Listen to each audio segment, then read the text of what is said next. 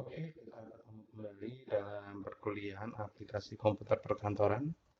Nah, pada perkuliahan kita pada hari ini, kita akan membahas mengenai dasar-dasar PHP. Baik, kita mulai slide pertama. Jadi nanti pada pertemuan kali ini kita akan mempelajari yang pertama konsep pemrograman server side.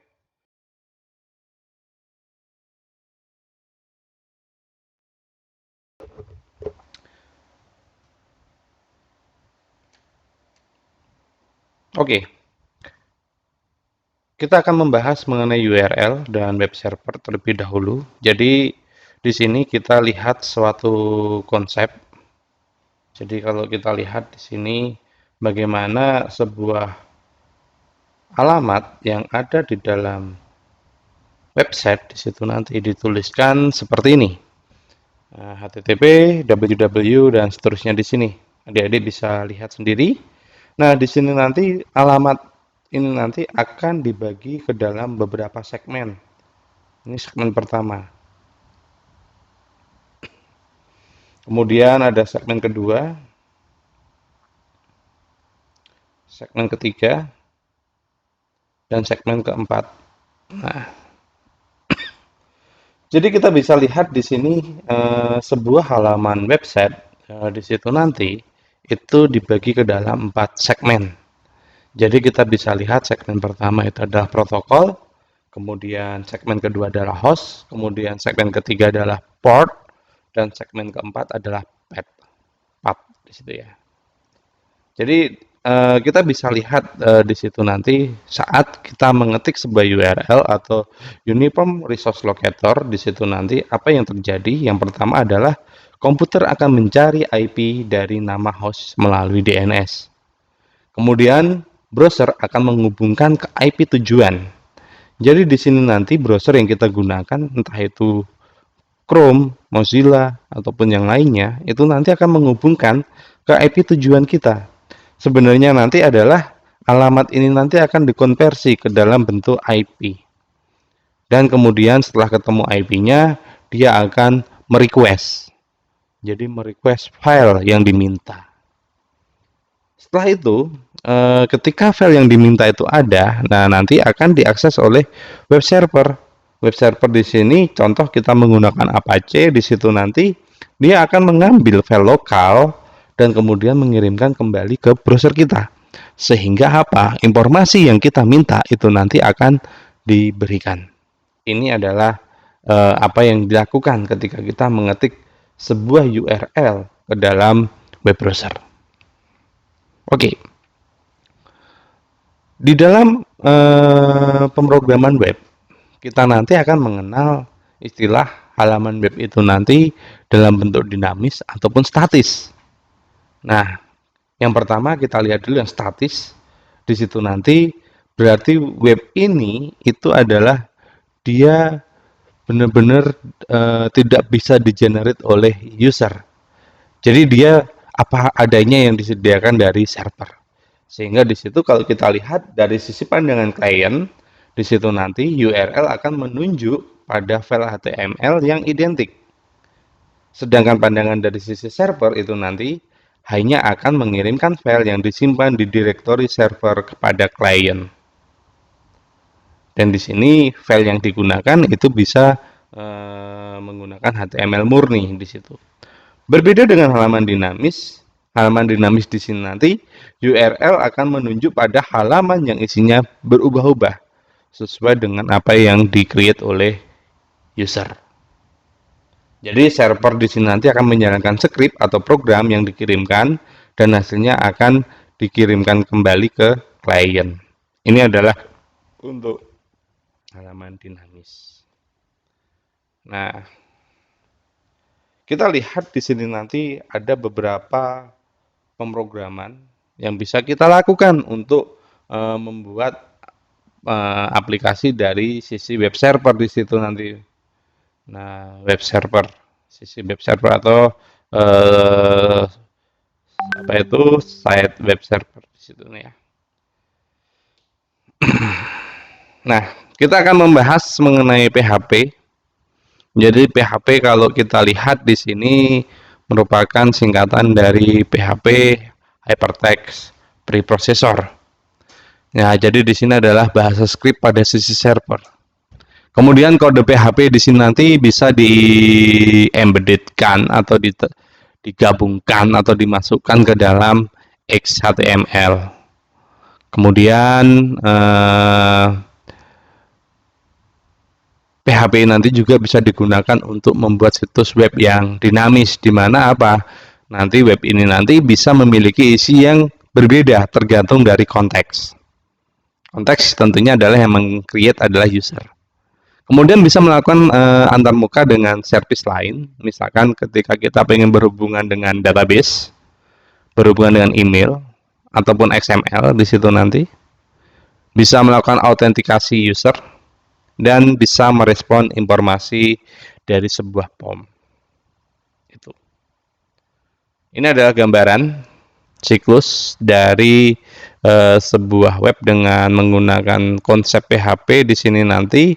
Jadi ketika ada web browser, entah itu Mozilla ataupun Google Chrome ataupun yang lainnya di situ nanti dia mengakses. Nah, nanti di sini web browser ini akan merequest kepada web server. Nah, di sini nanti dari web server dia akan memproses permintaan. Ketika di sini ada, maka dia akan dikirimkan sehingga web browser akan menampilkan apa yang diminta di situ.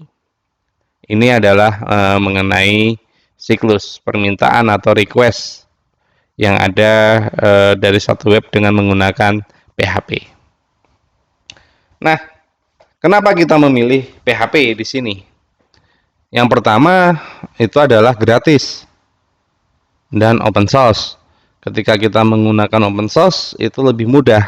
Karena apa? Karena banyak yang memberikan dukungan. Kemudian di sini umum digunakan di banyak web server sehingga kita tidak akan mengalami banyak kesulitan ketika kita mendeploy. Kemudian simple, memiliki fungsi yang lengkap dengan sintak yang mudah dipahami. Karena dia sifatnya open source, maka supportnya ini banyak sekali. Nah, supportnya banyak, kemudian banyak web hosting itu nanti yang mensupport juga. Jadi web hosting ini nanti dia bisa mendukung code dari PHP ini. Kemudian dokumentasi dan contoh-contoh program yang lengkap. Itu yang yang menjadi alasan kenapa kita memilih PHP. Nah, bagaimana kita mempersiapkan PHP? Yang pertama tentunya adalah kita harus menginstal terlebih dahulu kebutuhan-kebutuhan. Yang pertama kita perlu namanya Apache atau web server di situ nanti. Kemudian kita butuh basis data, dan beberapa file yang lain. Nah, di sini nanti kita bisa menggunakan satu aplikasi yang sudah membundling kebutuhan-kebutuhan tersebut. Contohnya kita bisa menggunakan XAMPP atau SAM, atau kita bisa juga menggunakan WAM, WAMPP di situ juga bisa. Tetapi di sini mungkin yang lebih familiar adalah SAM. Nah, di situ nanti SAM ini nanti kita bisa kita install, baik itu nanti di direktori C, D ataupun yang lainnya, tergantung kita.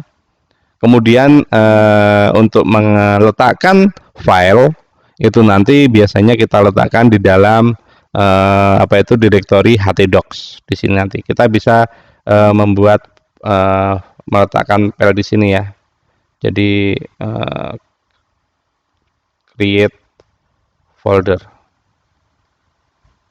Kita bisa meng-create folder di sana. Kemudian di sini nanti setelah kita install semua, nah, kita pastikan semua service yang ada di dalam kontrol panel XAMPP sudah dijalankan. Nah, ini kita lihat di sini. Kita bisa lihat nanti kalau kita matikan terlebih dahulu di sini ya. Kita matikan. Kita lihat SAM-nya di sini. Nah, ini SAM saya sudah aktif. Saya bisa jalankan di sini. Nah, ini kita lihat. Jadi di sini nanti kita pastikan Apache-nya sudah nyala warna hijau atau MySQL-nya warna hijau juga. Jadi di sini nanti kalau dia belum nyala, di sini kita bisa klik start. Kalau sudah muncul stop ya jangan di stop, nanti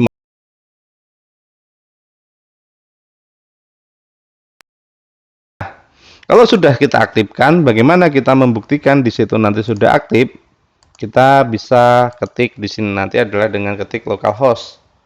Nah, kalau sudah muncul seperti ini, berarti proses instalasi web server kita sudah selesai. Nah, di sini ada beberapa keterangan. Apache-nya di sini sebagai web server, kemudian MariaDB di sini ada sebagai DBMS-nya, database management system-nya, kemudian bisa menggunakan PHP atau menggunakan Perl. Nah, nanti yang kita bahas di sini adalah PHP. Itu adalah gambaran ketika kita akan membuat web server dengan menggunakan SAM di sini. Oke, kita kembali ke slide di sini.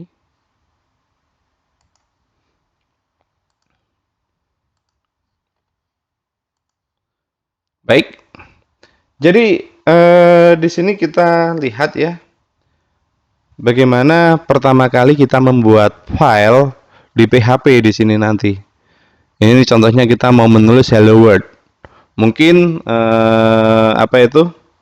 Kalau hanya menulis hello world di Word itu gampang, tapi bagaimana ketika kita ingin menulis hello world di dalam sebuah aplikasi?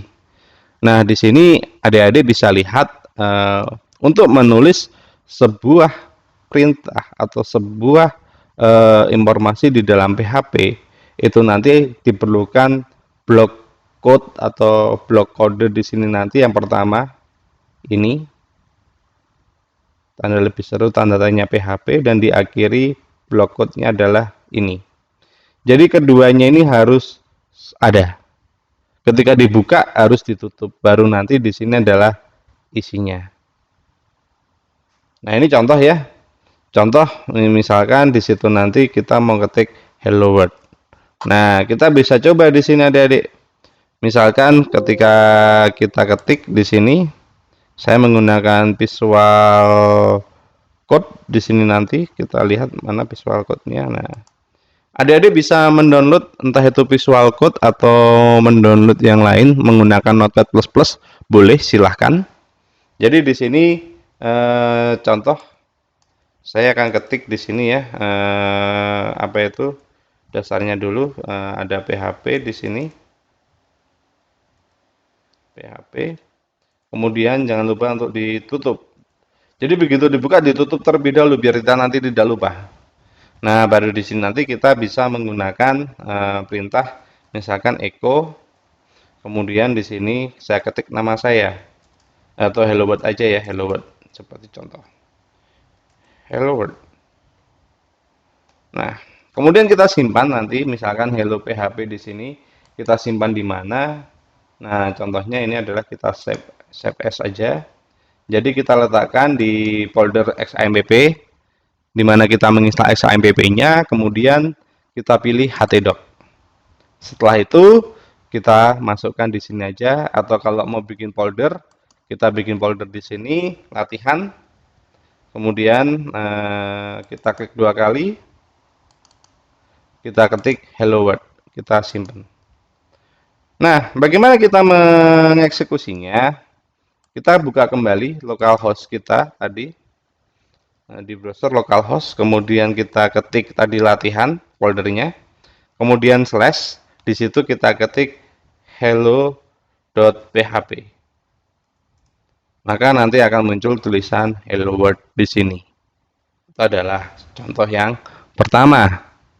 Jadi ketika kita mengetik hello world, nanti adik-adik bisa mencoba mengetik hello world ataupun mengetik nama adik-adik sendiri di situ nanti atau nama-nama yang lainnya silahkan di situ. Oke, kita kembali ke dalam slide di sini.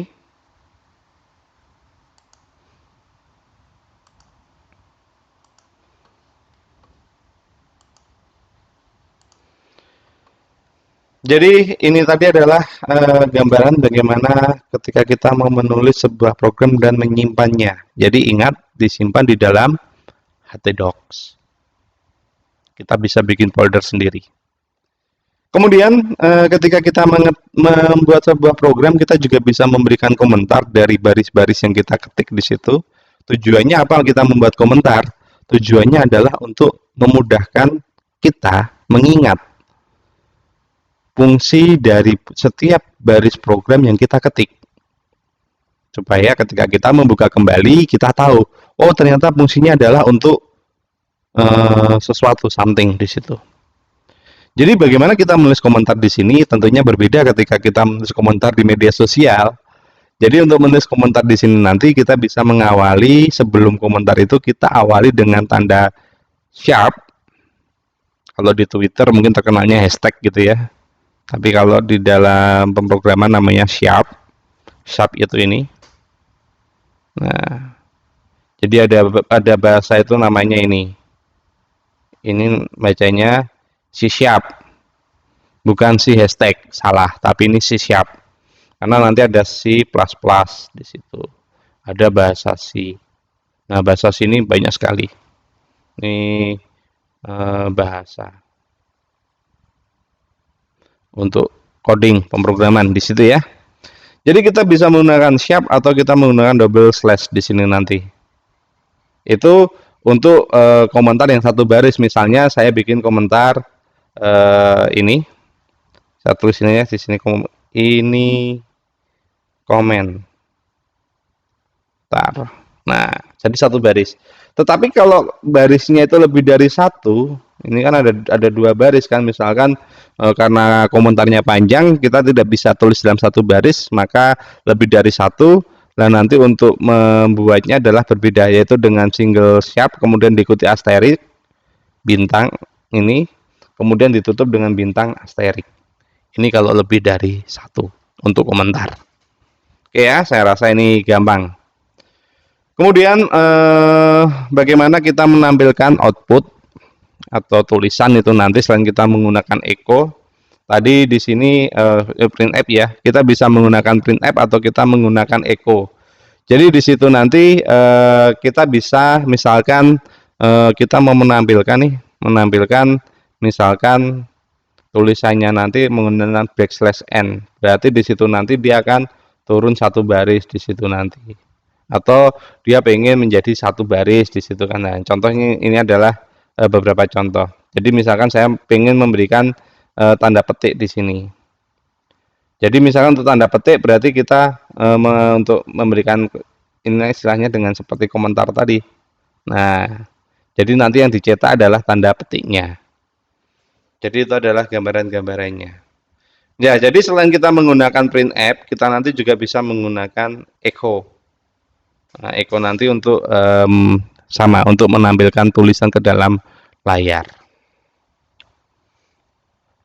Kemudian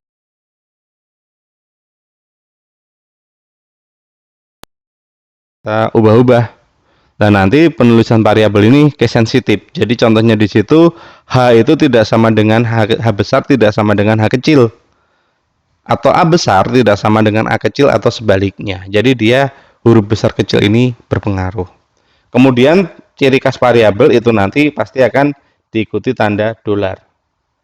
Ada simbol dolar di sini. Ini menyatakan variabel. Nah, formatnya seperti apa? Formatnya nanti adalah variabel itu ada simbolnya, kemudian name, nama dari variabel itu sendiri, dan expressionnya apa. Contohnya di sini nama variabelnya adalah username. Nah, expressionnya adalah ping heart load. Ini nama variabelnya age. Kemudian expressionnya adalah 16 dan seterusnya.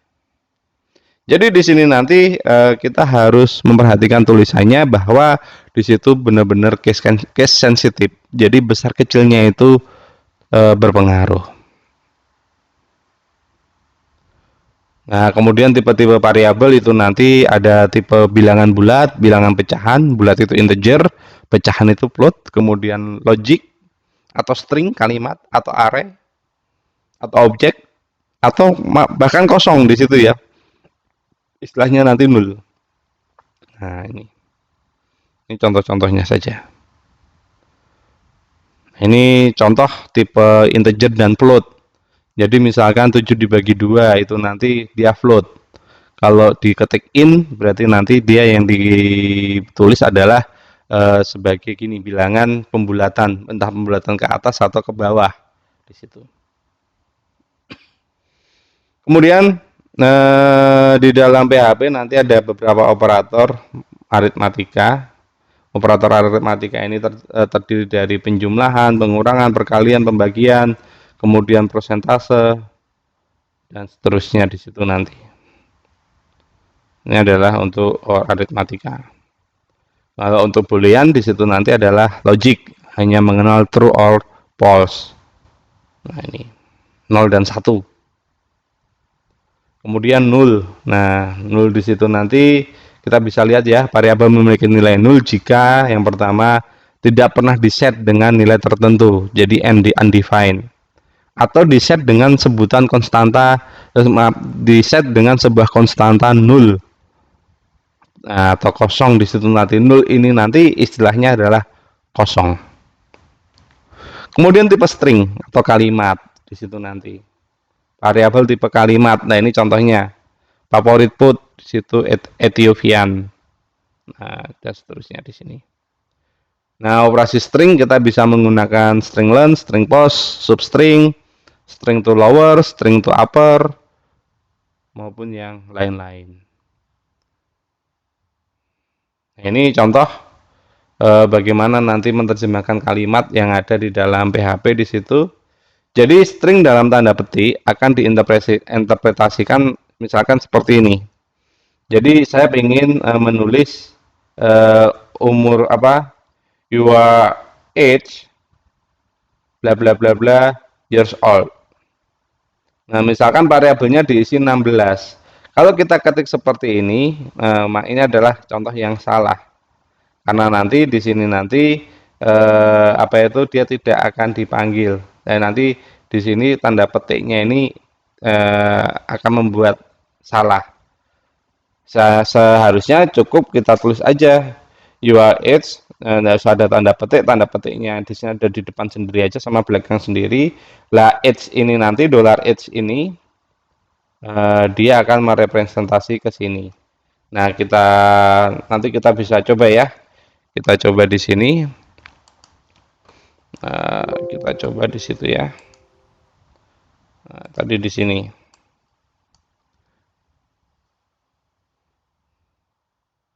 Kita coba di visual code-nya.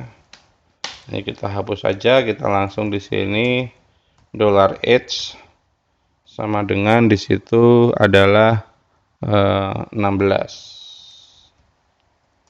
Kemudian echo kita gini kan. Umur Anda adalah di sini $H tahun pada saat ini. Nah, coba kita jalankan di sini ya. Munculnya seperti apa di sini nanti. Jadi ini kita ketik lagi aja. Nah, jadi kita cukup di sini nanti kita berikan apa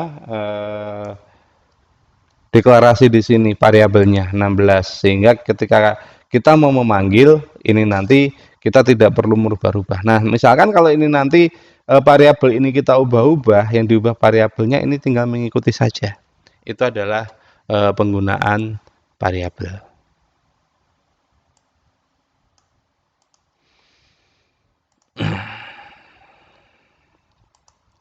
Oke. Kita lanjutkan di sini.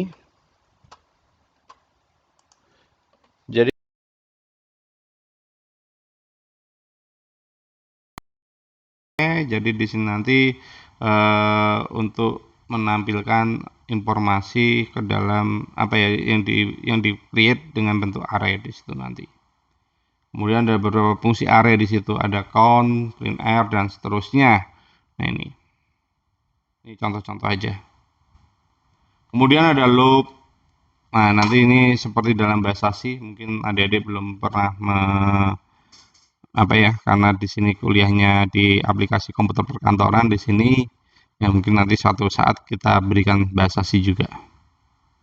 Ini contoh adalah menginisialisasi kondisi, kemudian update statement. Contoh di sini kita bikin perulangan. Oke ya. Jadi misalkan di sini kita inisialisasi dulu. I-nya dimulai dari, jadi misalkan kita mau menulis di sini, jadi $i square is bla bla bla bla bla. Nah, ini nanti adalah contoh. Misalkan saya punya perulangan dimulai dari 0, kemudian ada satu kondisi $i-nya kurang dari 10. Kemudian dia kondisinya apa? Dijumlahkan terus, increment. Jadi di sini nanti kita bisa bikin satu programnya, contoh apa sih yang akan dikompil di sini untuk loop ini. Jadi misalkan perulangan. Eh, kita coba di sini untuk perulangannya, misalkan di situ saya punya suatu kasus tadi ya. Nah, for dolar apa itu? $i sama dengan 0. Kemudian apa itu $i lebih kecil dari 10. Kemudian $i kondisinya increment. Nah, kemudian kita tulis di sini echo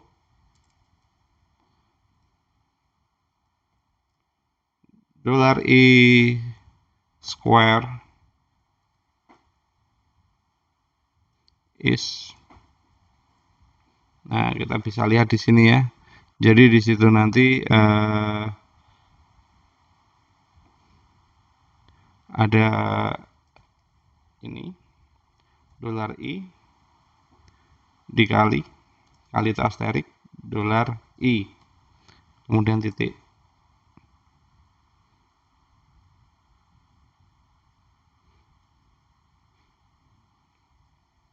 Nah, nanti ini slash n ini nanti untuk membedakan hasil.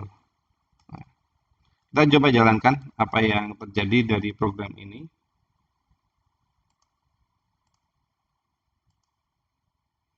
Nah, ada sesuatu yang salah di sini ya. Jadi kita lihat kalau ada satu kesalahan di sini, adik-adik bisa lihat nih online 2. Nah, online tuh di situ kita lihat. Nah, di sini kurang dolarnya kurang i. Nah, sehingga tadi variabelnya bingung, menginterpretasikannya bingung. Nah, jadi di situ nanti syntax error unexpected dari dekatnya tanda lebih kecil di sini nantilah adik-adik bisa mencari di situ. Nah, sekarang kita bisa lihat 0 square is 0. Jadi kalau 0 di apa itu di square is 0, kemudian 1 square is 1. Nah, apa itu? Kemudian 2 dikuadratkan 4, 3 dikuadratkan 9 dan seterusnya. Ini adalah perulangan. Nah, mungkin kondisi loop ini bisa digunakan ketika dulu mungkin kita sering dihukum gitu ya. Dihukum tidak masuk sekolah, kemudian disuruh menulis, saya tidak akan mengulangi lagi sampai 100 kali. Nah, jadi kalau di dalam program itu kalau menulis sampai 100 kali tidak perlu menulis sebanyak 100 kali, cukup menggunakan loop ini, perulangan di situ. Nah, ini contohnya aja, misalkan kita ganti ya. Di sini echo-nya menjadi saya anak baik gitu kan.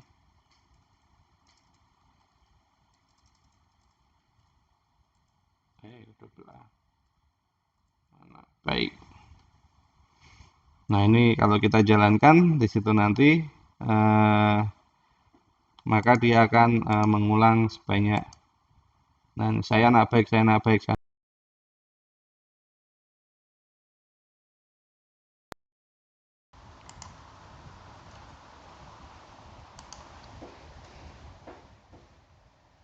Nah, kalau apa itu mungkin kita bisa berkreasi di sini. Nah,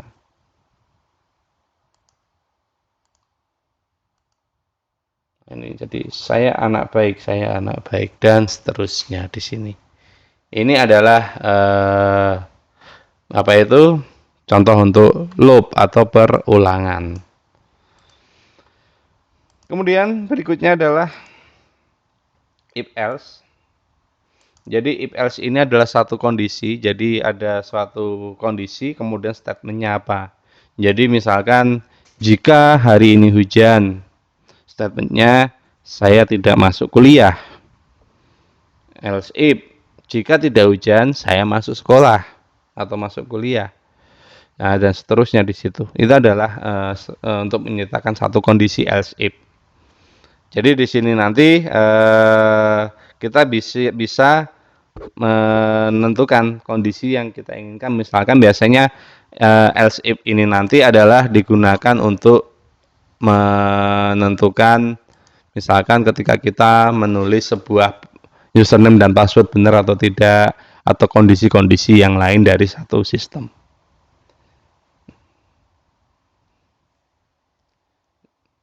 Kemudian yang lainnya, statement apa itu, code yang lain yang bisa nanti ada loop while di situ nanti. Jadi di sini hampir sama seperti else if, cuma dia menggunakan istilahnya while do di situ. Nah, ini kemudian ada loop for each juga bisa di situ nanti. Nah, jadi ini misalkan untuk menampilkan beberapa isi dari sebuah array di situ. Kemudian operasi matematis itu ada absolute, scaling, ya, scale itu untuk pembulatan di situ nanti, cos, kemudian log, sin, square, tangen, kemudian macam-macam di situ. Ini adalah operasi matematika yang bisa dikerjakan oleh PHP. Kemudian di dalam PHP kita juga bisa memasukkan ke dalam HTML. Misalkan ketika kita punya HTML konten, kemudian kita bisa sisipkan PHP ini ke dalam HTML konten ini. Ini tentunya nanti untuk menyisipkan ada ini ya. Kalau tidak ada ini dijamin error di situ nanti. Ini adalah template dari sintak PHP. Oke, terima kasih atas perhatiannya. Nah, adik-adik kalau ingin mencoba nanti ingin mencoba-coba bagaimana menggunakan PHP di sini. Nah, adik-adik bisa masuk di sini ya ke W3 School yang kemarin. Nah, jadi di sini kita pilih menu PHP tutorial di situ. Kemudian adik-adik bisa mencoba-coba tadi cara menginstal PHP bagaimana. Jadi kalau sudah punya XAMPP nanti tinggal diinstal. Kemudian ini komentar di situ bagaimana kita menuliskan komentar. Ini contoh komentar satu baris. Kemudian di sini komentar lebih dari satu baris di situ. Itu adalah apa yang bisa dicoba. Jadi nanti adik-adik silakan masuk di w3school.com kemudian pilih menu PHP di sini untuk mencobanya. Oke, terima kasih atas perhatiannya. Sampai jumpa lagi, selamat belajar.